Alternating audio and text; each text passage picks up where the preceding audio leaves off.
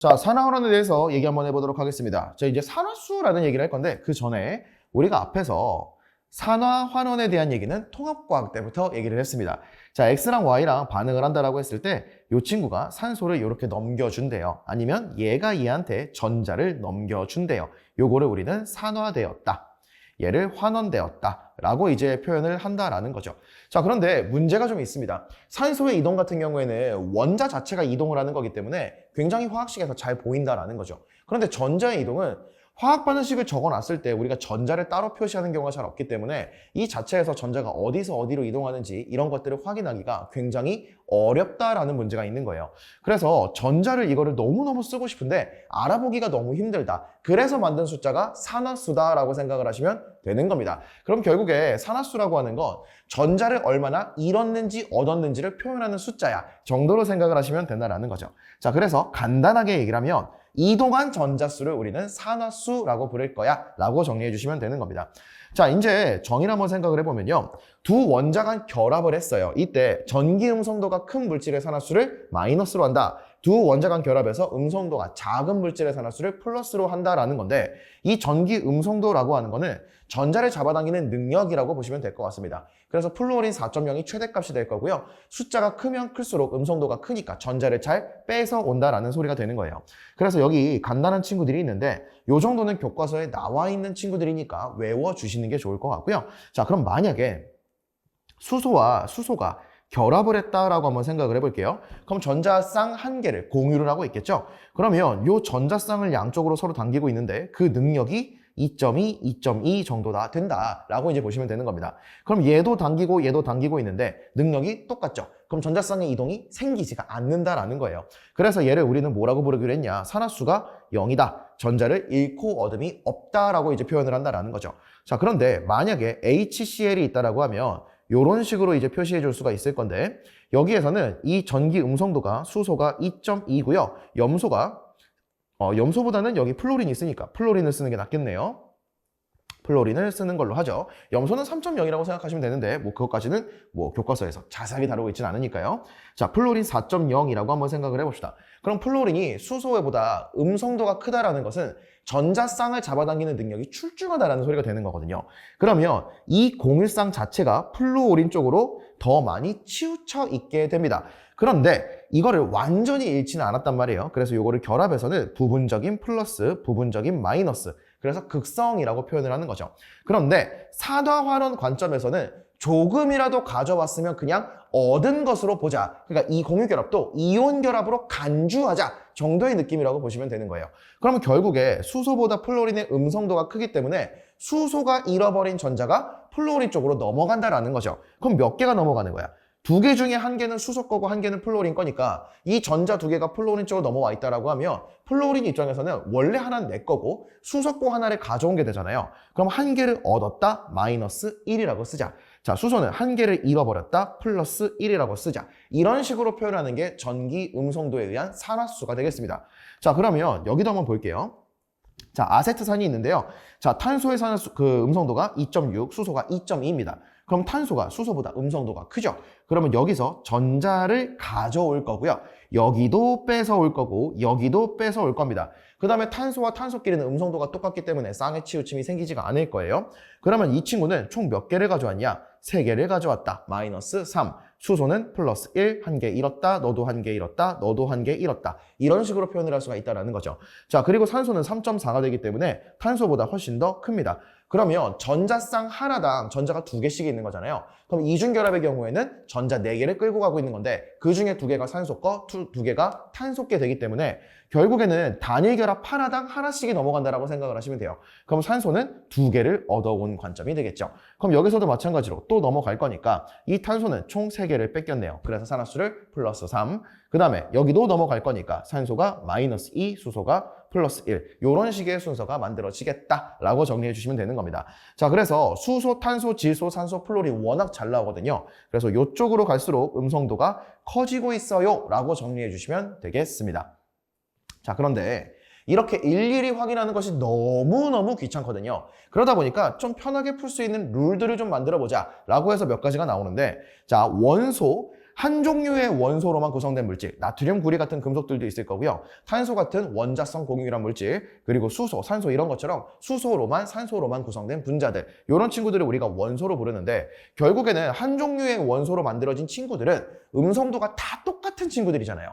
그러다 보니까 전자쌍을 잡아당기는 능력이 다 똑같고 전자의 치우침이 없다. 그거를 우리는 산화수가 0이다 라고 표시를 한다라는 겁니다. 그래서 문제에서 그냥 보자마자 원소네, 산화수가 00000이구나. 이런 식으로 판단하시면 된다는 거죠. 자, 그 다음에 단원자 이온의 산화수를 말하는데 이거는 전하량과 같다라고 이제 생각을 하시면 됩니다. 자, 한번 예를 들어 볼게요. 자, NA하고 CL이 있으면 금속과 비금속의 결합을 한 거죠. 그럼 금속에서 비금속 쪽으로 전자가 넘어갈 건데 얘는 1쪽 원소니까 전자 1개 잃어버릴 거고 17쪽 염소는 전자 1개를 얻어가겠죠. 그러면 얘는 1개를 잃었으니까 플러스, 1개를 얻었으니까 CL 마이너스. 그래서 얘를 NaCl 이온 결합이다 라고 이제 표현을 하는 거잖아요. 그래서 이런 경우에도 1개를 잃어버린 거를 플러스 1, 1개를 얻은 것을 마이너스 1이라고 쓰는 건데 그냥 이온의 경우에는 전하량을 산화수라고 생각을 하면 되겠구나. 왜? 전하량이란 자체가 전자를 얼마나 잃고 얻었는지를 이미 표현하고 있는 숫자이기 때문에 그대로 가져가시면 된다는 겁니다. 그래서 이온 결합의 경우에도 원래 이온 결합 자체가 양이온과 음이온이 있는 것이잖아요. 그래서 이런 식으로 바로 가져가시면 산화수를 쉽게 구할 수가 있다는 거죠. 자, 그 다음에 화합물에서 구성 원자의 산화수의 합은 0이다 라고 되어 있는데 자, 예를 들어 볼게요. H2O가 있다라고 한번 생각을 해봅시다. 그러면 이런 식으로 공유결합이 형성되어 있는 분자가 되는 것이고요. 그럼 수소보다 산소의 음성도가 크기 때문에 이쪽으로 치우칠 것이고 이쪽으로 치우치게 되겠죠. 그럼 수소는 1개를 잃어버렸고 얘도 1개를 잃어버렸고 얘는 2개를 얻었다. 이렇게 될 겁니다. 그런데 화합물이라고 하는 건 전기력 이제 중성인 입자가 되는 거고요. 기본적으로 그 안에서 전자의 치우침이라고 하는 건 얘가 잃어버린 게 열로 넘어간 거기 때문에 플러스 1이 있으면 이쪽은 마이너스 1을 가져가야 된다는 소리잖아요. 그럼 이 둘을 더했을 때는 당연히 0이 된다는 겁니다. 그러니까 결국에는 이 화합물 전체를 이탈하거나 외부에서 들어온 전자가 없는 한 그냥 이 상태에서 산화수의 총합은 0이다. 잃어버린 것과 얻은 것의 개수는 반드시 같아야 되는 거니까 라는 얘기를 하고 있는 것이고요. 자, 다원자 이온의 경우에는 화합물의 상태랑은 좀 다르죠. 외부에서 전자가 들어오거나 외부로 전자를 이탈한 것들이 있기 때문에 그것들을 고려해 줘야 된다. 그래서 산화수의 합이라고 하는 건 잃고 얻은 전자의 개수를 다 더했을 때 그거보다 몇 개가 더 많은지 혹은 몇 개가 더 부족한지 이거를 표현하는 거라서 전하량과 같다라고 표현을 할 수가 있다는 거예요. 좀 이따 한번 해볼 건데 자, H3O 플러스의 경우에는 모든 원자들의 산화수의 총합은 플러스 1, 이 전하량과 같다. SO4-는 전하량이 마이너스 2니까 산화수의 합이 마이너스 2가 나온다. 이렇게 정리하시면 된다는 거죠.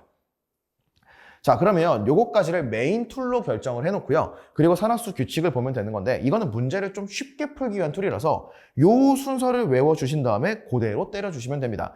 자, 플로린은 마이너스 1로 그냥 세팅을 해주시면 되고요. 자, 그 다음에 1번에서 20번 사이의 금속 같은 경우에는 족에 따라서 전하량을 그냥 산화수라고 주시면 됩니다. 나트륨, 리튬 이런 건 1족이죠. 그럼 플러스 1. 마그네슘, 칼슘 이런 것들은 플러스 2. 알루미늄 플러스 3. 이런 식으로 그냥 주면 된다는 거고요. 그 다음에 만약에 우리가 알고 있는 1번부터 20번까지 금속이 아니다. 그럼 그냥 넘어가시면 되는 겁니다. 자, 그리고 수소의 경우에는 플러스 1을 주고요.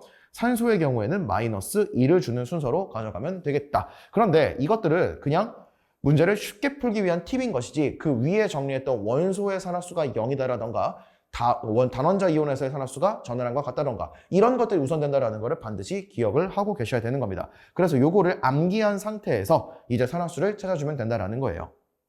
그러면 이제 예제를 한번 들어보겠습니다.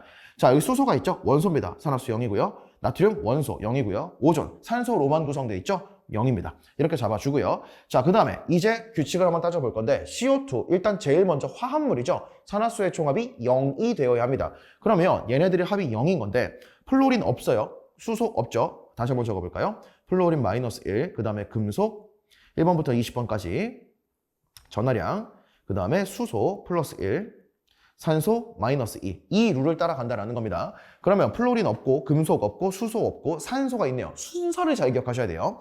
그러면 얘한테 마이너스 2를 먼저 주는 겁니다. 그럼 마이너스 2짜리가 2개니까 마이너스 4가 되겠죠? 근데 화합물에서 산화수의 총합을 0을 만들어내려면 이 탄소가 플러스 4를 가져가겠구나. 이렇게 정리하시면 되는 거고요. 자, 물 분자도 마찬가지로 한번 해봅시다. 플로린 없고 금속 없고 수소 플러스 1 주고요. 그럼 플러스 1이 두 개가 나왔죠. 그럼 산소한테 마이너스 2를 주면 되겠다. 자, 여기도 플로린 없고 금속 없고 수소 플러스 1, 질소 마이너스 3. 얘는 NaCl이죠. 금속이 있습니다. 1쪽이니까 플러스 1 먼저 주고요. 그러면 염소가 마이너스 1이 되어야 0이 되겠죠. 자, Fe2O3인데 이 친구 금속이긴 한데 1번부터 20번 아니죠? 그냥 넘겨주시면 됩니다. 그럼 플로린 금속 수소 없고요. 산소 마이너스 2. 그럼 얘가 마이너스 6이니까 철 두 마리가 플러스 6을 가져가야 될 것이고 그럼 한 마리당 플러스 3이 되면 되겠다. 자, 그 다음에 여기 잘 보셔야 됩니다. 플로린 없고 금속 없고 수소 있죠. 플러스 1을 주는 거예요. 그러면 산소한테 마이너스 1을 주면 되냐? 안 됩니다. 무조건 더 중요한 건 화합물의 산화수의 총합이 0이다라는 원칙이 더 중요한 거예요. 그러면 플러스 2가 되는 거니까 이제 산소 두 마리가 마이너스 2를 가져가야겠죠. 그래서 얘한테 마이너스 1이라고 줄 수 있습니다. 교과서에서는 이거를 따로 예외로 외워라 라고 하는데 이 순서대로 접근을 하시면 예외를 따로 외우지 않아도 되거든요. 그래서 이게 더 편합니다. 자, MnO4 마이너스도 볼게요. 자, 이 친구는 다원자 이온입니다. 다원자 이온에서는 산화수의 총합이 전하량을 가져간다라고 했으니까 총합을 마이너스 1을 만들어주면 되는 거예요. 그럼 플로린 없고 망간이죠.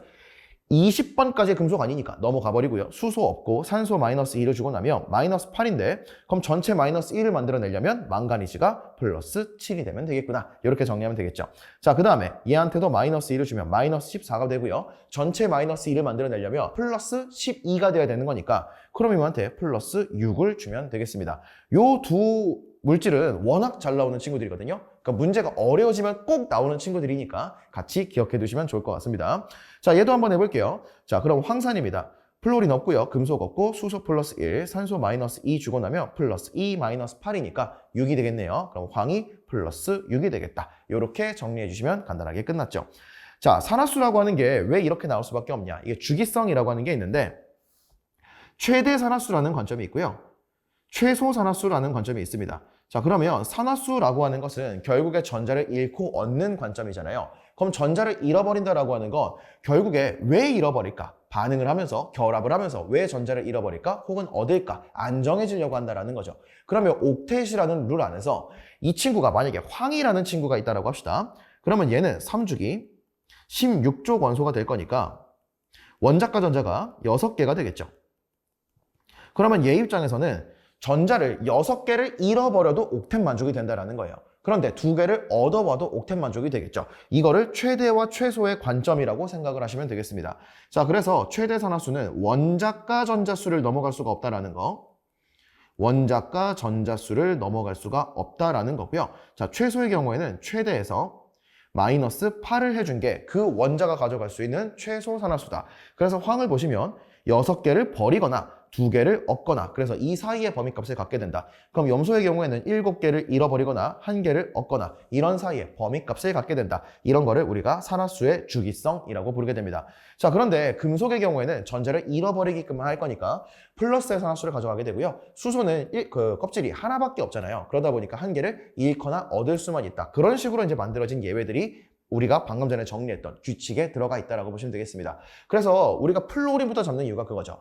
플로린은 전기 음성도가 넘버1이기 때문에 전자를 가져오기만 하지 전자를 잃어버리는 일은 생기기가 아주 어렵다. 그렇기 때문에 마이너스 1로 고정이 된다. 이런 식의 룰에 의한 것이기 때문에 어쨌든 개념 자체가 중요한 것은 아니고 그것들을 어떻게 쓰는지가 중요한 거니까 이런 내용이 있구나 정리가 되셨으면 그 앞에서 정리했던 규칙을 딱 대입을 해서 산화수를 예쁘게 잘 찾아주시는 연습을 해주시면 되겠습니다.